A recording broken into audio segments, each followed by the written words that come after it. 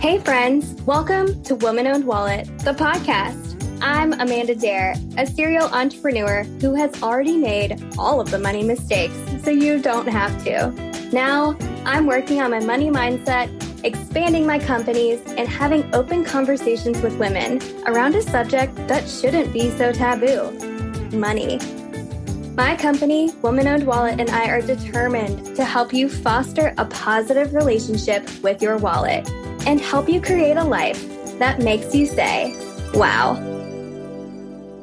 Hello, friends. Amanda here. I'm so excited to welcome you back to another mini-sode with Melissa, my money mindset coach. There are so many M's in that. I love alliterations, and I love Melissa. She's helped me so much on my money mindset journey. So I just wanted to welcome her back. Hey, Melissa. Hey, I'm so excited to be here. We always have fun when we're together. So I'm super excited to have some more fun. Yay, me too. I mean, talking about money doesn't always feel so fun. So definitely that's a really stressful thing for a lot of people, but we want to do something in these mini-sodes where we can really talk about something you can do that's small, that's easy to implement, that you can do today to help you feel a little bit better about your wallet power, about your money game, and get it going for you. So something that came up for me while Melissa was helping me kind of coach me through my money mindset was that I had a spreadsheet of all of my debt. And woo, that was a big number to see all in one place. It definitely gave me a lot of stress, freaked me out a little bit, and I had them all kind of lined up on this spreadsheet, which I am not a spreadsheet girl. Tell you what, Melissa has transformed me into the most beautiful spreadsheet girl. And I love looking at it now because she helped me reframe my debt. So Melissa, tell us a little bit more about reframing debt and why it's important. Just tell us a little bit more about it. Yeah. So when I was going through my personal finance journey, I realized early on, I hated paying so many of my monthly bills. I hated paying the electric bill. I hated paying my phone bill. And I really wanted to find a way to embrace those monthly payments and find a way to enjoy them instead of dreading them and actively hating them. So every time I paid my electric bill, I would actually sit and think, wow, how amazing is it that all I have to do is get online and electronically send money to a company, and I can use every electronic in my entire house for the whole month. And I started doing that with all of my bills, but I never did it with my debt. And then when you and I were working together and we were looking at the categories and I was reading the list of the names of debt on your spreadsheet and you're like, oh, I just don't feel good about this. It's like, why would you feel bad? Why would you feel good about it? Because they're all so boring and factual and there's nothing exciting about it. But you got something exciting out of all of those debts. Now you have to take the time and energy to think of it. But as soon as I brought it up, you were like, oh my gosh, you're so right. And tell us about your experience after that. So when I was looking at this spreadsheet, it was completely overwhelming. And I'm a serial entrepreneur. I've been an entrepreneur for so long. Began when I was 20 years old. So over time, with multiple businesses and running multiple businesses, they are very expensive.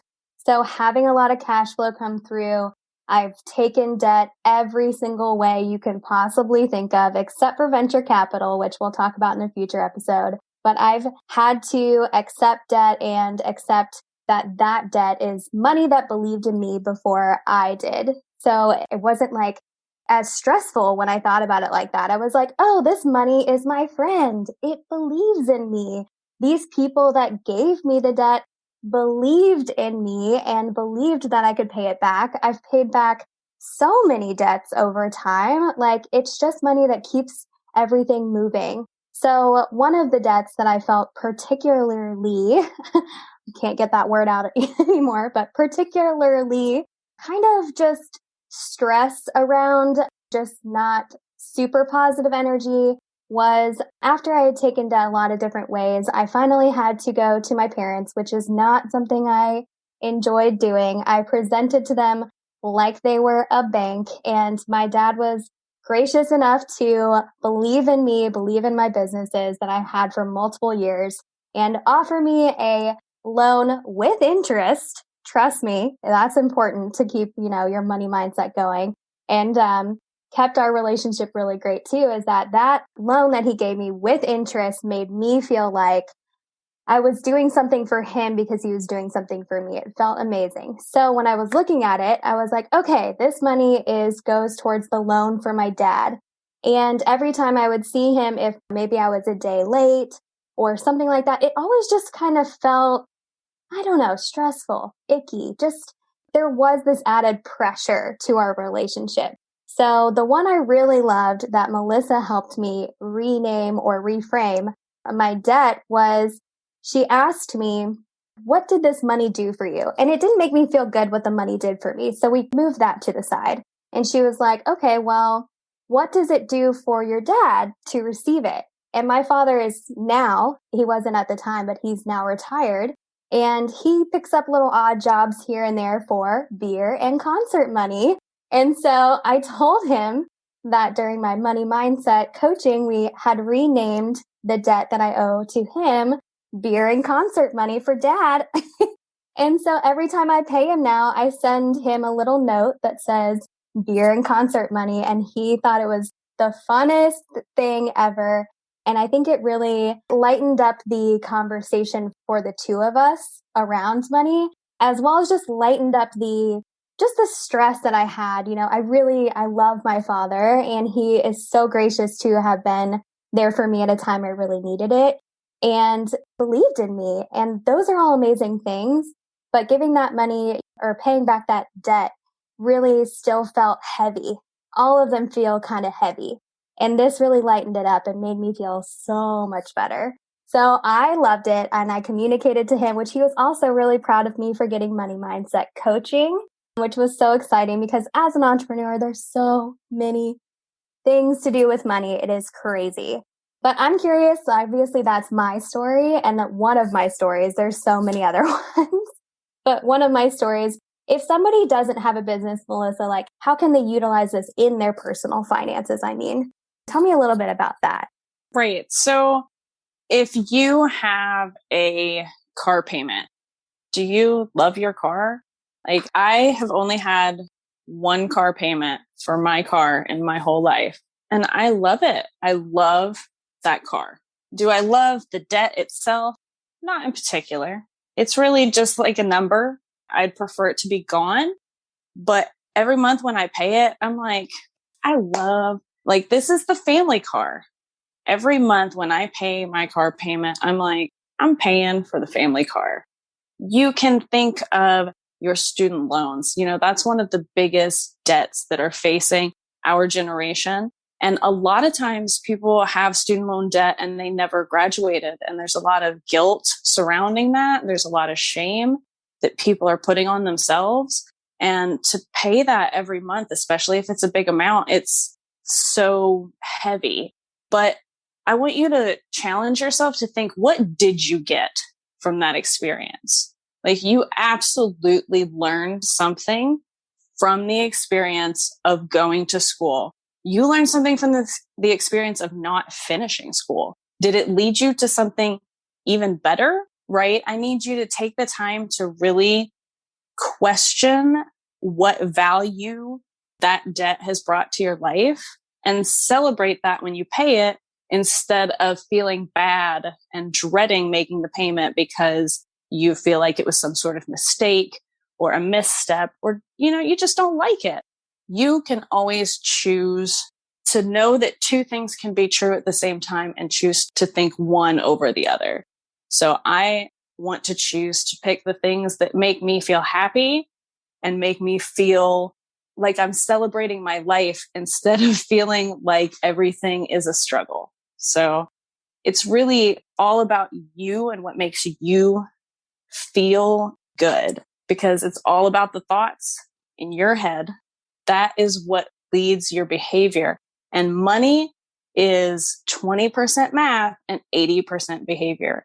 So it's really important to reflect and take the time and make the space to think through those things. So sit down with your budget, pick one. If you feel overwhelmed, just pick one and say, this week, I'm just really going to take 5 minutes every day, or I'm going to sit down for 15 minutes and I'm just going to journal about what I gained from the experience of taking this single debt.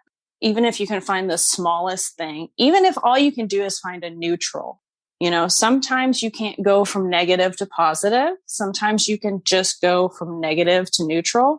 And if all you can do is drop the guilt surrounding it and say, it was a choice I made and I wouldn't make the same choice again. I learned a lesson. Neutral. I mean, even that step, as small as it seems, is huge over the course of a year, 5 years. Every little bit is just a tiny step in this huge, beautiful canvas that is your life. So take the time, take the energy to pick apart what's happening in your head and decide that you are going to take it one step better, because you totally have the ability to do that. Absolutely. I feel everything is about choices, and it's your perspective on it and how you think of it. And especially with student loans, because I still have student loan debt myself, I feel like looking back at that time, and literally any time you spend or any money you spend on education and investing in yourself, no one can take that away from you. No matter what classes you finished or didn't finish, or the guilt you feel now about it, no one can take away that experience, those memories, that education. And I have 2 degrees and I'm technically not using either one of them, but I loved my college experience, and my college experience is what led me to eventually becoming an entrepreneur. Every step that you take, I think of it like a staircase, gives you a better view. So taking a step forward, having any kind of experience, you're taking a step up your staircase and it gives you a better view either way. So I agree with you. And I love, love, love the idea that it doesn't have to go from a negative to a positive. Going from negative to neutral is still an improvement for your mindset. And it can be really difficult to go fully from negative to positive. So having that neutral step in between, it's so beneficial. And I agree with you 100%. If you can minimize that and just get yourself just that little bit closer to feeling a little less guilt or shame about it, you're improving your mindset, and it's only going to be more positive in the end. So I just really wanted to thank you, Melissa. We're going to wrap this up here now, but we've got so many more mini-sodes coming for you. Melissa, do you want to tell us where we can follow you, how we can get a hold of you if our fans of the podcast are looking for money mindset coaching? Absolutely. I am on Facebook and Instagram at Melissa Blandford Coaching. And my website's melissablandfordcoaching.com, because I'm super original and great with names. Oh my gosh. Yeah, but so I'm original. easy to find. Oh, that's perfect. I love that. All right, guys. Well, we will see you next time. Thanks so much for listening. If you want to put more money in the wallets of women like we do, then check out our website, thewomanownedwallet.com. And we can't wait to continue the conversation on our social media. So definitely follow us on our Instagram, womanowned.wallet, and TikTok, womanownedwallet.